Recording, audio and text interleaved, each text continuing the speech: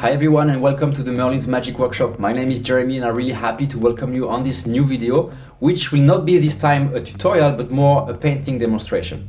I will show you with a few explanations what was my workflow to get to this miniature here. Two things I wanted to mention before I start. The first one is that I used to paint wargame miniatures, so scales of 28, 32 and sometimes 40 millimeters. So I'm not really used to larger scales. This is actually just my second bust, and this was the opportunity for me to practice a little bit and to try new technique that I don't really use with smaller scales.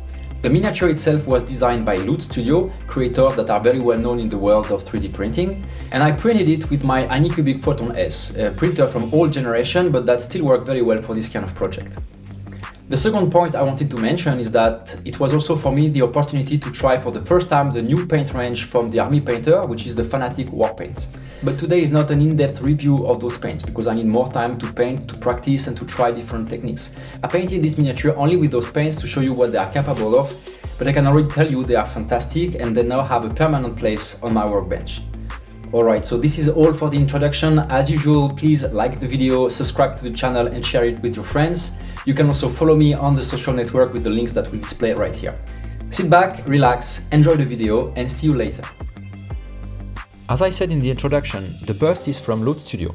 The sculpture in general is really nice, but for me it's really the skin texture and all the little scales that triggered my interest. I can already see how fun it will be to work on the light and to paint interesting volumes. On top of that, there are different parts made of metal, leather and bones, so more than enough to play with various textures. I start by applying a simple base coat using my airbrush. The problem with the black base coat is that we don't easily distinguish anymore all the micro details. And that's why before moving to the next step, I spray white paints in zenithal so that I can better see what's going on. Though it's not really appreciating because I'm going to cover it with opaque colors later. It's more like a preparation step that will help me to see all the details. Before taking the brush, let's take a moment to explain how I'm defining the light source. The good thing when working with 3D print is that I can play with a 3D file and play around with different light setup or different color schemes. I'm using Blender to do that, it's totally free, quite powerful, and I've been using it for some times now, so I'm familiar with most of the basic tools. So here is a point of view from which the miniature will be seen on my shelves. My goal is to have an asymmetric light, more intense on the left part of the character, where there are several interesting metallic elements, while the other side will be in the shadows. However, I'm not going to paint the harsh casted shadows that we can see here because that would make the paint job much more complicated, and that's not the goal for this project. But anyways, I'm going to place the main source of light slightly above the character and slightly on his left. I can already see how the light is going to react on the shapes and use it as a reference for the next steps. Concerning the color schemes, I'll start with angel green to paint the shadows. I will then use mixes of green skin and ice yellow to obtain a nice and warm light tones. And so I can start applying the paints, always trying to follow the logic of the light direction I chose before. The shadows are likely to form under the volumes of the muscles, under the head and the pieces of equipment. Since the main light source is above and on the left of the miniature, the shadows on the right side are larger.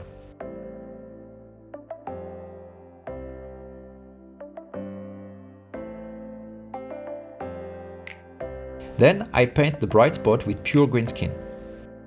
For now, I don't care too much about the micro details. I try to simplify the shapes in my head to establish the global light. Later, I will come back to each part to refine the light and all the little volumes one by one.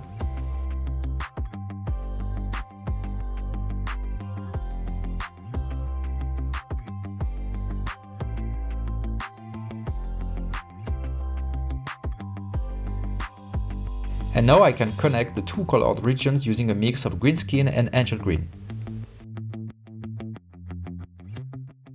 At the moment, I'm only using the simple layering technique. The goal is to rapidly create a good foundation for the transition, and I will come back later with other techniques to make them look good.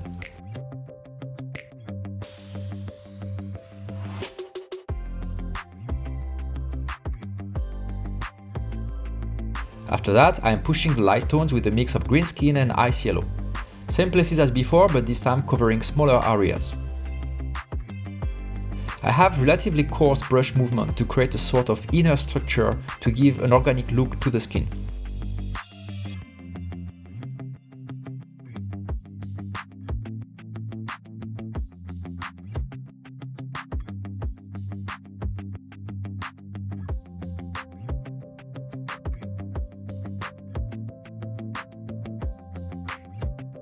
Then I add more ICLO to the mix to increase even more the luminosity. And I always try to keep the light hierarchy, having the brighter tones close to the light source, so on the top of the miniature, while the other side has less contrast and is generally darker. Long story short, the more something is away from the light source, the smaller the bright spot and the lower is the contrast.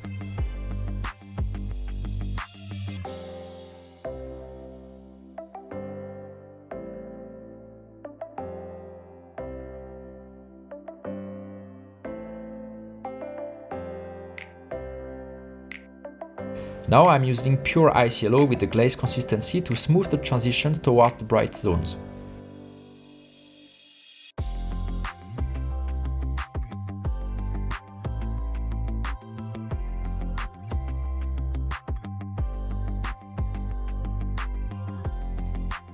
From this point of time, I'm starting to work more on the details, which means to paint each little volume independently to start to create local lights.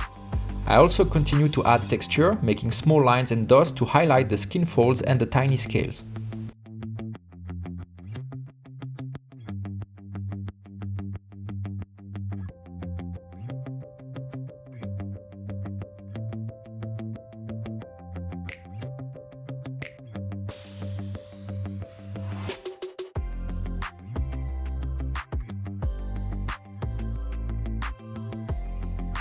I'm going back and forth between the different colors of my palette to make corrections when it's necessary or to enhance certain shapes. And at the same time, I keep working on the transitions to make them more natural. Just keep in mind that for this kind of project, there is not only one clear way to get to the end, it's just really back and forth between different steps, adaptation and improvisation. It's important to remain flexible in the workflow, to continuously analyze what we are doing and to adjust or even redo things from scratch when it's needed. That's why I told in the introduction that this video is not really a tutorial, but more like a demonstration of what I did for this particular project.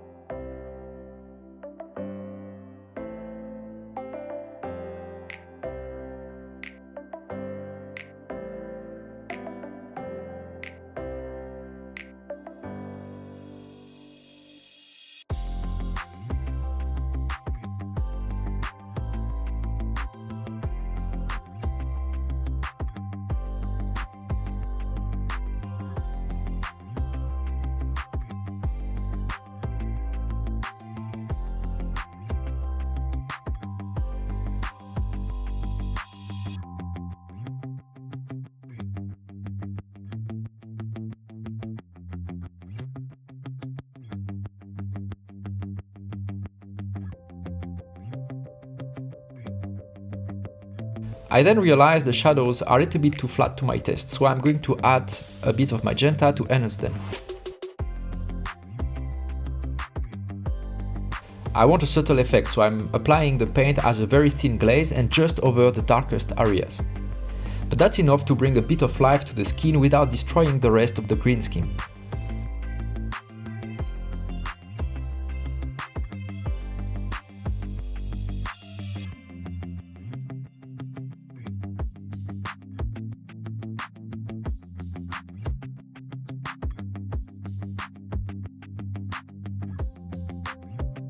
I then do the exact same thing on the rest of the miniature. Since the paint takes a bit of time to dry and since the volumes are quite simple, I'm now using the wet blending technique to mix light and shadows directly on the miniature. I don't often work with wet blending on 32 or 40mm scale miniatures, so that's a good opportunity to practice while getting nice and quick results. For the face, I do the same as before, but I try to work a bit more in the details because I know it's gonna draw the attention more than other parts.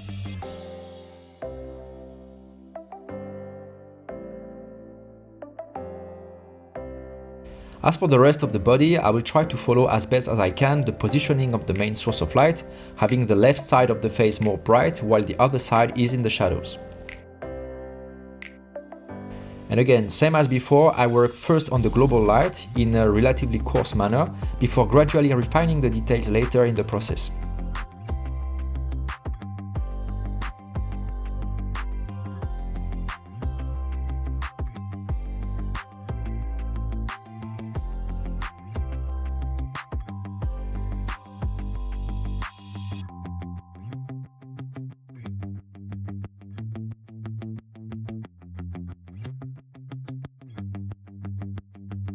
This face is not crazy expressive as you can see, but there is a ton of micro details that make it look interesting. So I'm doing my best to underline all of them with a nice light effect.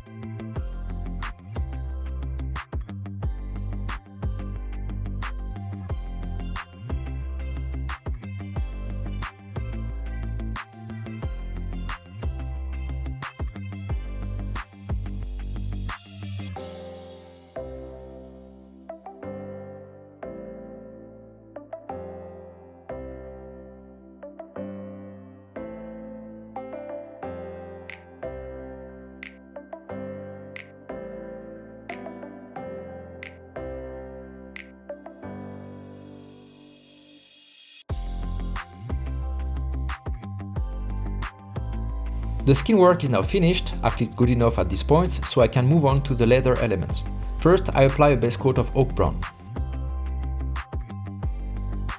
I'm aiming for a sort of medieval fantastic look, kind of legendary, so I found it would be good to work on saturated colors, in particular for the shadows and the middle tones. On top of that, oak brown contains a lot of red tone, so it's naturally contrasting well with the green skin.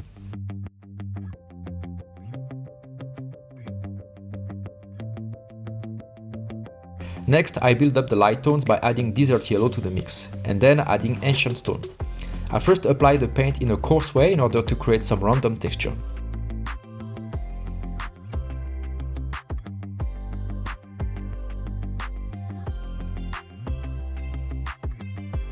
Then I increase the light, trying to follow the random texture to add depth and realism.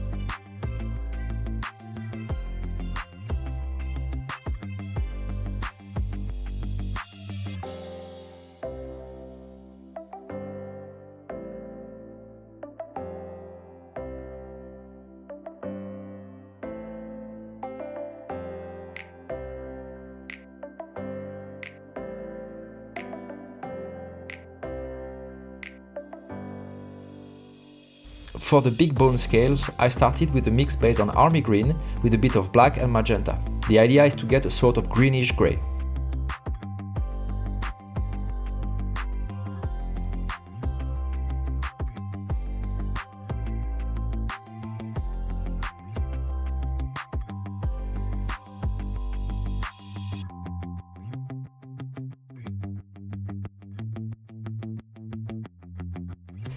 I'm then pushing the light with army green and necrotic flesh, always following the same orientations for the light.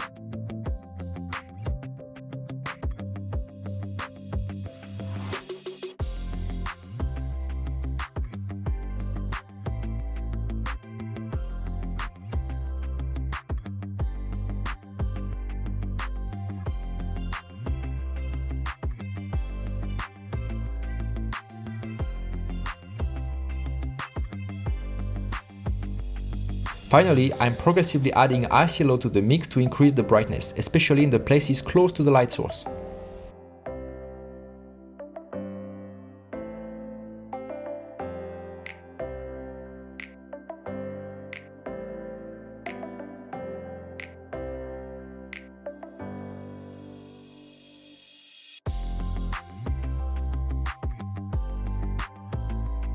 For the bandages on the forearms, I'm trying with Desert Yellow and Ancient Stone.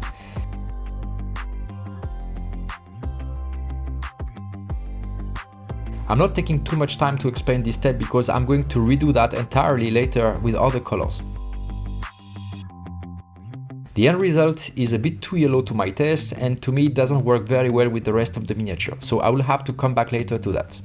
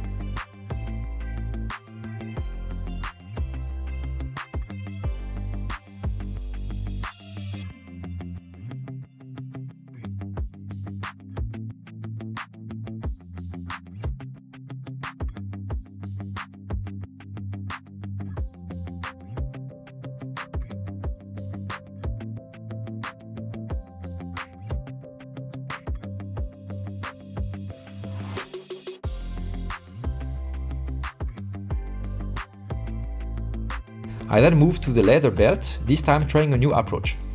I'm creating what is called an artist grey by mixing two complementary colors, in that case red and green. It looks a bit like brown for the moment when it's still wet, but it will become a dark deep grey after drying. I'm then increasing the light tone by adding more and more ancient stone to the mix.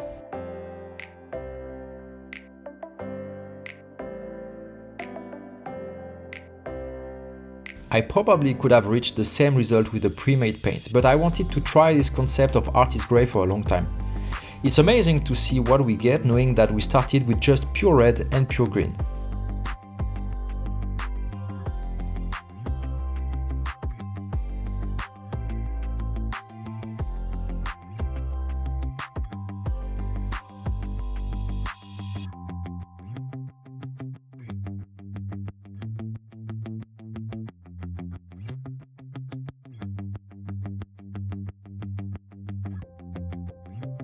For the leather satchel, I used the same recipe as for the belt crossing the torso, a scheme based on oak brown, desert yellow and ancient stone. Though this time I don't push the light tones too far since the satchel is quite far away from the light source and mostly hidden by the character's body.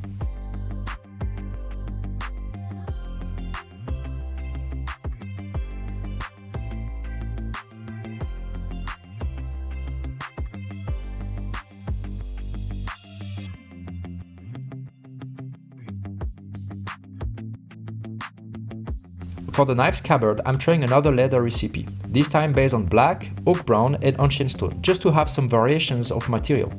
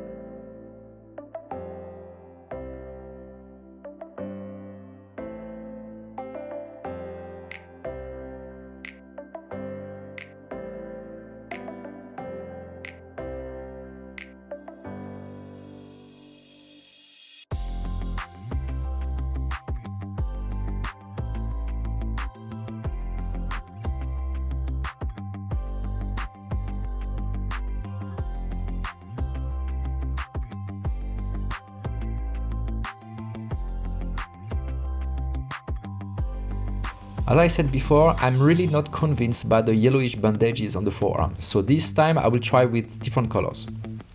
I'm going for a simple color scheme based on army green with a bit of black for the shadows and ancient stone for the light.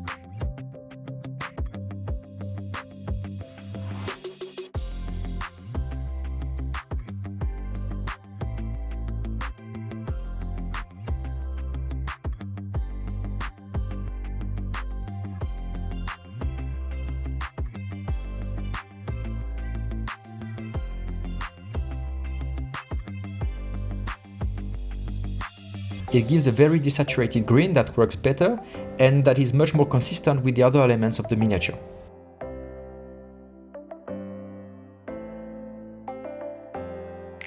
And now I can move on to the metallic parts, starting with the silver using black, deep grey, bright sapphire and white.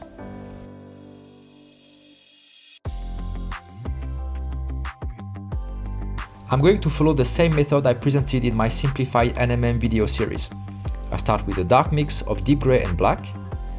I then add bright sapphire to the mix to draw the light reflections, not caring too much about the transitions for the moment.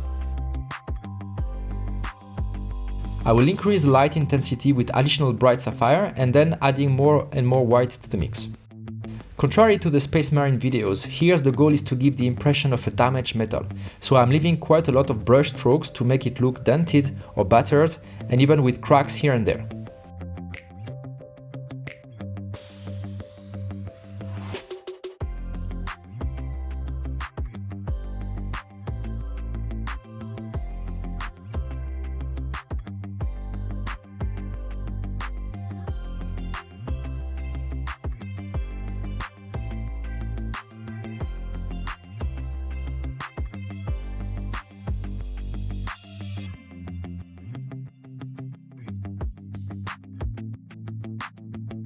After that, I can start with the gold elements, using a base of army green and desert yellow, then going to demonic yellow and ice yellow. To create a gold effect, the concept is the same as for silver or other metals. The idea is to properly place the reflections, but not only. It's also a matter of shape, size and light intensity. It's all explained in my videos on simplified NMM. You'll find the links in the description in case you want to know more.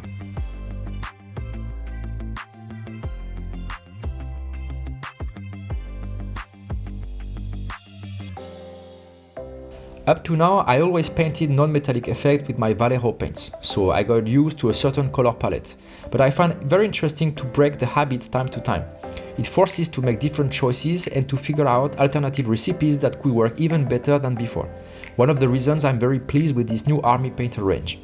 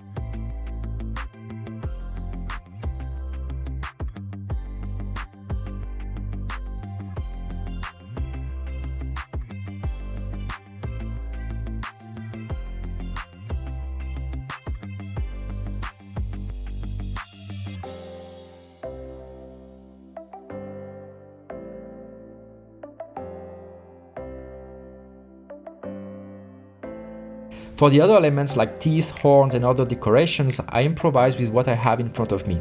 But I try to maintain consistency in the color choice, especially for the light tones, so that all the pieces look like they belong to the same scene with the same light source. But in the end, for this type of fictional character from fantasy world, any color scheme would work fine as long as the light source and the ambient lights are consistent.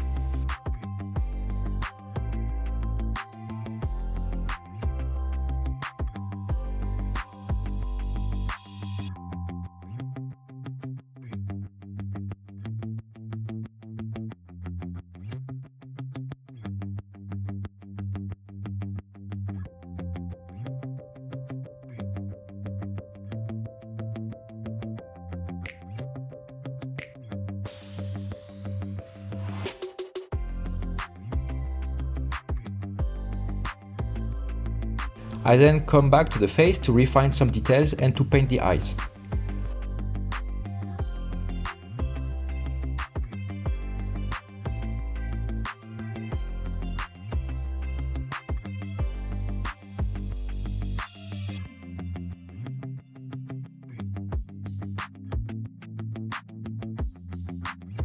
Now that I see the footage, I realize I could have tried a bit harder on the eyes, maybe doing something a little bit more advanced, but in the end I really want the golden elements to attract the attention, so it's not that problematic if the face is not too elaborated.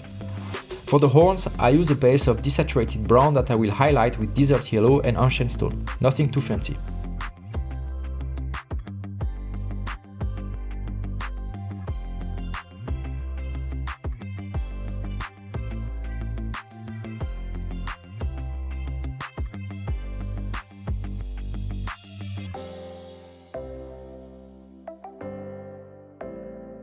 The horns have a very interesting shape though, with these three sort of tubes that intertwine at the tip. I try to follow this shape with the paint job when placing the highlight.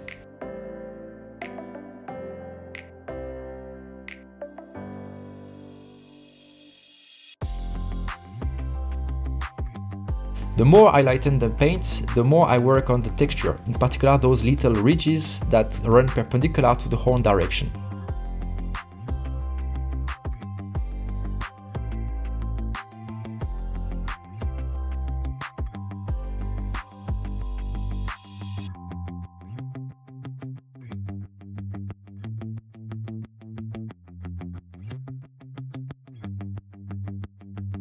To blend everything together, I use diluted strong tone ink, which also helps to amplify the contrast and enhance the texture.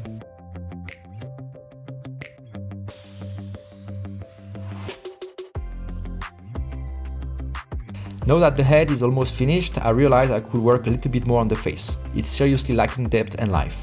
So I decided to tint the shadows of the skin around the eyes and on the nose with the purple ink, but very diluted.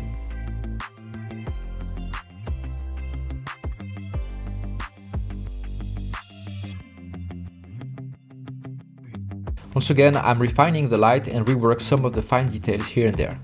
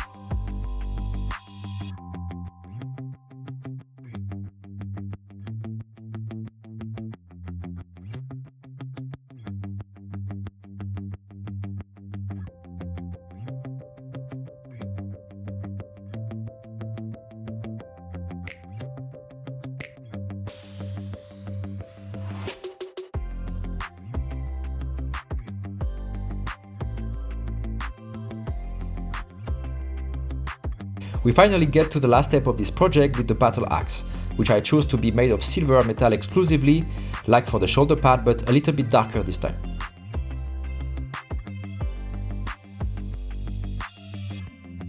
I use the same approach as for the Space Marine's power armor I presented in my other videos, which means I go first with the primary, secondary and tertiary reflections, but using a basic staircase gradation. Then I come back later to make smooth transitions. For that miniature, the axe is quite separated from the main body, so I don't want it to be a central element of the composition. At least I don't want the axe to draw too much attention, so I'm not going too crazy with the color scheme, special effects or details. I prefer to have more attention on the torso and the left shoulder, where there is the shiny gold elements in place, having warm tone compared to the rest of the miniature. But of course, this is all a matter of taste. It depends on the sculpture itself, how different parts are organized and what we want to do with them.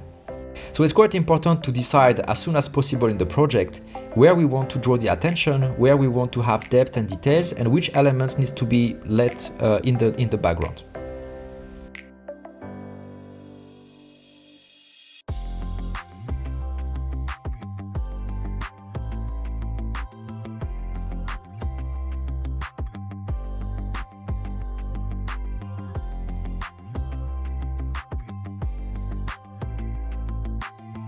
Here again, I don't necessarily want the transition to look perfectly smooth. The goal is to create an old used metal, so it's not a bad thing to keep some brush strokes and create a bit of chaotic and random texture.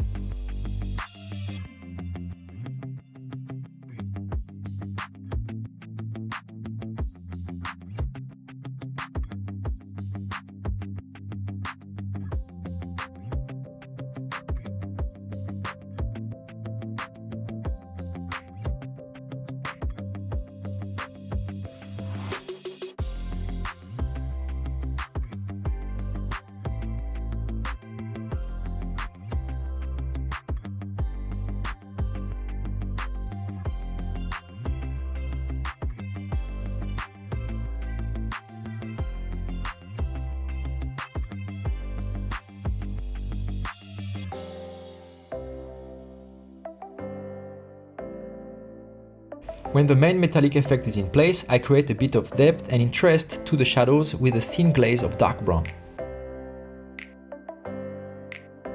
On the bright side of the blade, I also do a thin glaze of yellow and white to add a little bit of interest.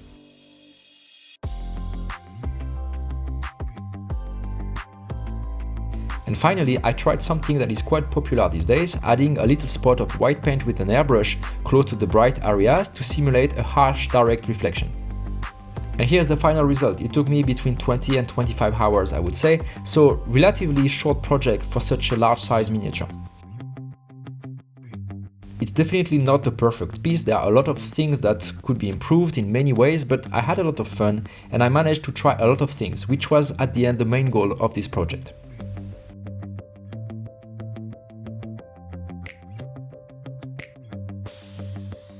Alright everyone, so I hope you like this little painting demonstration.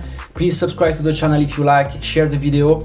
You can also follow my work on the social network. I hope to see you soon in the next video. In the meantime, I wish you a very nice day and see you later.